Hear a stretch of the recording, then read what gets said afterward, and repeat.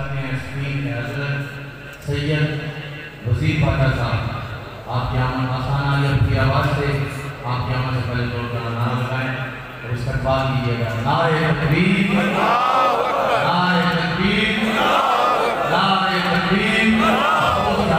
कहना पड़ता है कि हाथ उठा के आवाज़ें बुलंद करके ऊंची आवाज़ के साथ जवाब दें। नारे तकबीर। नारे तकबीर के अलावा तकलीफ होती है, हम लोग नहीं है, हम तो यहाँ नारे रिसालत वाले भी हैं।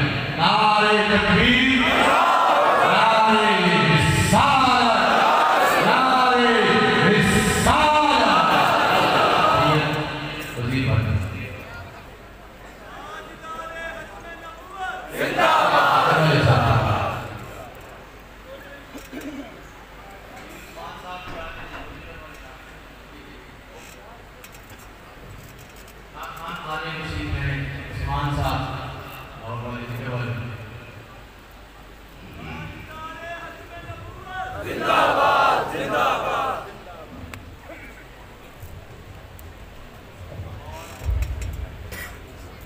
इंशाअल्लाह हज़रत के हाज़िरी के बाद क़िबला सरदार हसन साहब का भी बयान है, उनका भी, उसके बाद हसीब बाकी साहब इंशाअल्लाह उनका भी बयान सुनेंगे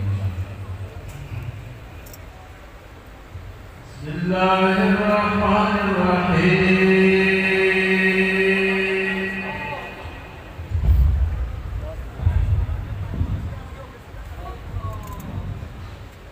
जश्न में